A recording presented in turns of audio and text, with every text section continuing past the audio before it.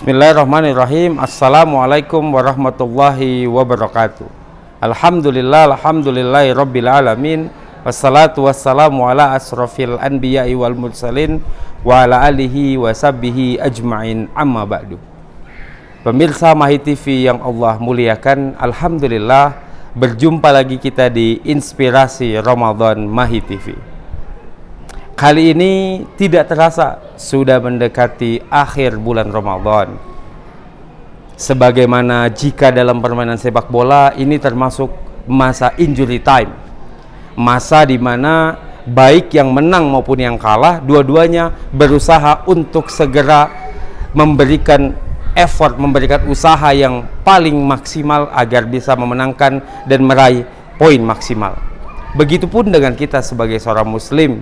Allah sudah kasih kita bulan Ramadan, dan di akhir-akhir ini jika masih ada yang tertinggal, jika masih ada yang masih kurang pahala yang sekiranya belum diraih semaksimal mungkin, maka ini waktunya kita untuk senantiasa memberikan usaha-usaha maksimal di puasa kita, di sholat kita, di tilawah kita. Para pemirsa Mahi TV yang Allah muliakan, bulan Ramadan ini pada dasarnya teringat satu kisah terkait dengan perang Badar, di mana Rasulullah SAW di tahun kedua setelah hijrah dari Mekah ke Yathrib itu melalui sebuah peperangan pertama untuk kaum muslimin.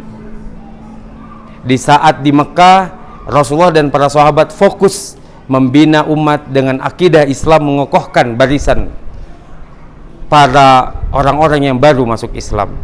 Dan saat tahun kedua Hijriah terdengar kabar bahwa rombongan kafilah dagang Abu Sufyan saat itu kemudian melewati Madinah, dan tentu ada barang-barang kaum muslimin yang ditinggalkan, dirampas saat mereka hijrah ke Madinah, ada di kafilah dagang ini. Dan yang kedua juga, ini adalah satu tindakan politik di mana Rasulullah ingin memperlihatkan bahwa Yathrib saat itu adalah sesuatu atau sebuah komunitas yang sudah bentuknya adalah sebuah kenegaraan di mana Rasulullah sebagai pemimpinnya. Lalu terjadilah perang Badar ini.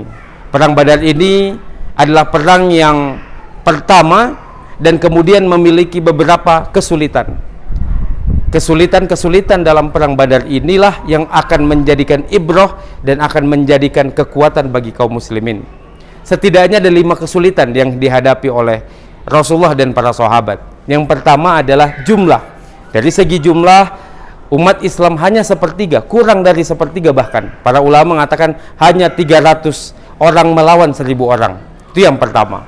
Yang kedua, sebagaimana kita tahu, tempat berperangnya adalah padang pasir. Di tengah padang pasir yang sangat terik, mereka harus melakukan kesulitan yang ketiga, yaitu bulan puasa. Berpuasa di tengah yang sangat terik, panas matahari. Dan yang keempat, bayangkan bahwa salah satu dari kesulitan perang Badar saat itu adalah para kaum muslimin, terutama muhajirin, mereka harus menghadapi bahkan terkadang sanak saudara dan famili mereka sendiri. Dan yang terakhir, bulan Ramadan ini salah satu strateginya di bulan Ramadan di perang Badar ini adalah menutup sungai-sungai atau sumber air saat itu di tengah bulan puasa. Dari 5 kesulitan ini kemudian Allah bersamakan Rasulullah dengan para sahabat yang mulia, dan mereka tetap berpegang teguh dan terus maju. Bahkan dalam salah satu kisahnya dikatakan bahwa para sahabat mengatakan bahwa teruslah maju wahai Rasulullah, bahkan jika engkau meminta kami menyelami lautan ini maka kami akan ikut.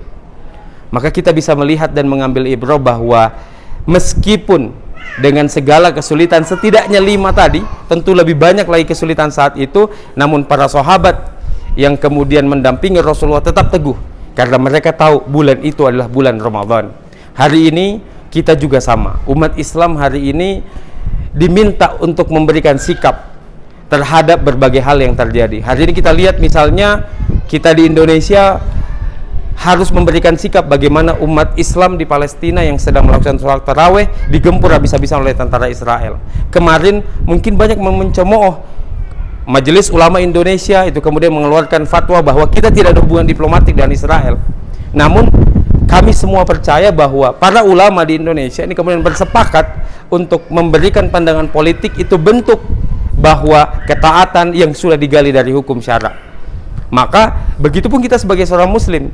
Saat itu Rasulullah pemimpinnya, hari ini ulama adalah warasatul anbiya. Hari ini kita bertumpu pada ulama-ulama kita yang sikoh pada Islam, memegang Islam, bahwa kita mengikuti mereka.